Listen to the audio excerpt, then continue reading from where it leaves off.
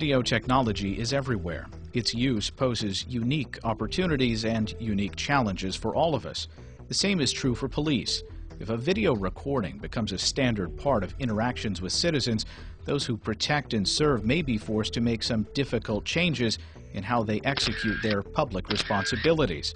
And the honest witness that video can provide is all too absent from many of law enforcement's most intense interactions. The technical difference between a SWAT raid and a home invasion is razor thin, and there's no reason not to roll tape when police kick in a door. In a SWAT raid, you have a team of police officers who are dressed like soldiers, equipped like soldiers, trained in paramilitary tactics, and you're making a dynamic entry into a home. You're taking down the door with a battering ram. You're probably deploying a flash grenade. You're coming in with automatic weapons. You're throwing everyone on the ground at gunpoint. These are very sort of volatile, high-stakes raids with a very low margin for error. And oftentimes there are disputes about what happened during the raid. We're talking about 7-year-old Ayanna Jones. She was asleep, and they came through the door shooting, throwing flash grenades. This is any parent's worst nightmare. It is also any police officer's worst nightmare. And today, this nightmare is all too real. Detroit police have said the shot was accidentally fired from inside the home. Apparently, somehow the gun, according to Detroit police, went off. They're calling it an accident. I'm telling you that he pulled the trigger and shot into the house. That's not an accident. In May 2010, Ayanna Jones was shot and killed by police who were executing a no-knock search warrant at her father's home. Police were looking for a murder suspect. They were made aware that children did live in the home before they forced their way in. The medical examiner found that Ayanna had been shot in the top of the head. That alone should prompt the broader use of video in police raids. There's no reason why, in addition to all this other equipment that they're wearing, they can't have a helmet-mounted video camera that every officer could wear. They're relatively inexpensive. The video can be recorded in a untamperable form. And then you have a sort of an unbiased witness to what's going on here. Getting this kind of accountability that comes with making accurate recordings of a citizen's encounter with a police officer has every likelihood of helping police officers just as much as it helps citizens. Again, when everybody is behaving properly and doing their job right, no one needs to worry about having that interaction accurately recorded.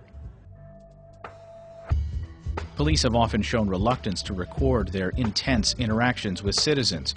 Motorcyclist Anthony Graber, after some risky maneuvering on a public road, learned that Maryland law enforcement takes a dim view of citizens who want to record the police.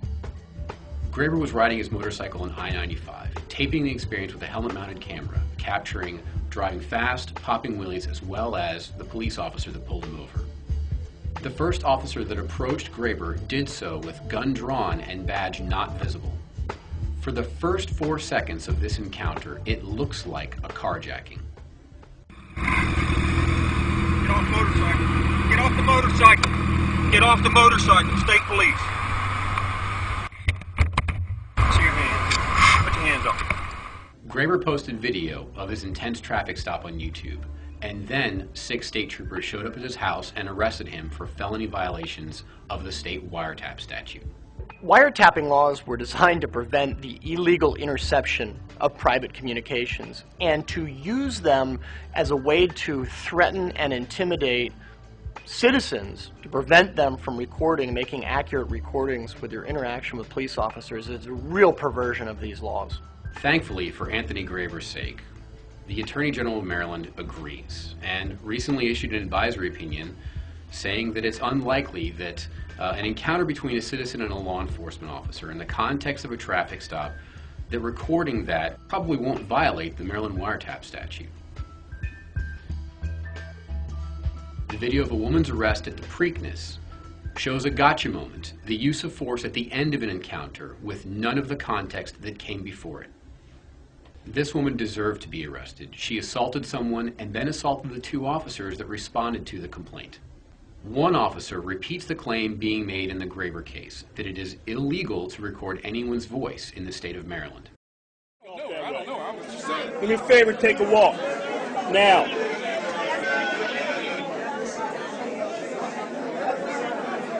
me a favor and turn that off.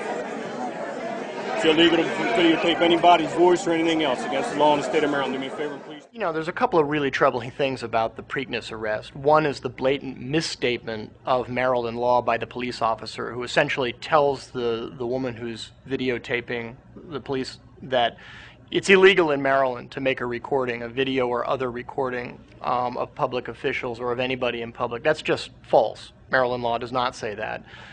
On another level, it's troubling because citizens have a constitutional right to record the activities of public officials exactly like what that woman was doing in that setting. So he not only gets the actual law wrong, he also doesn't appear to realize that the Constitution protects exactly what she was doing. In some cases, an accurate recording of a police encounter changes everything. In March 2010, John McKenna was skipping for joy after the University of Maryland defeated Duke in college basketball. He was confronted by several Prince George's County officers mounted on horseback. McKenna was arrested and charged with felonies for assaulting police. When his attorney subpoenaed the video from the security camera that was focused on that corner, the video was produced with the relevant 90 seconds missing. It had just gone missing. Well, imagine that.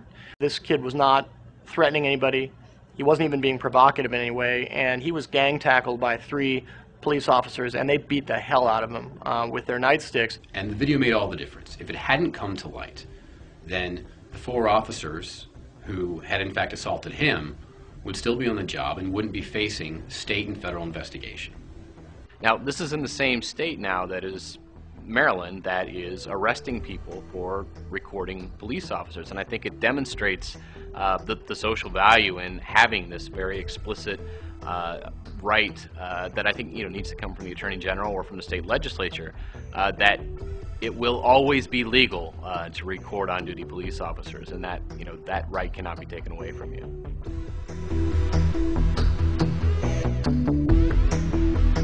Cameras are everywhere, and they can be a valuable tool for transparency and accountability in law enforcement. Not only should the average citizen be able to film if they think the actions of an officer are out of line, but police should employ cameras. They provide great evidence, and if there's a question, it'll show, was their use of force justified?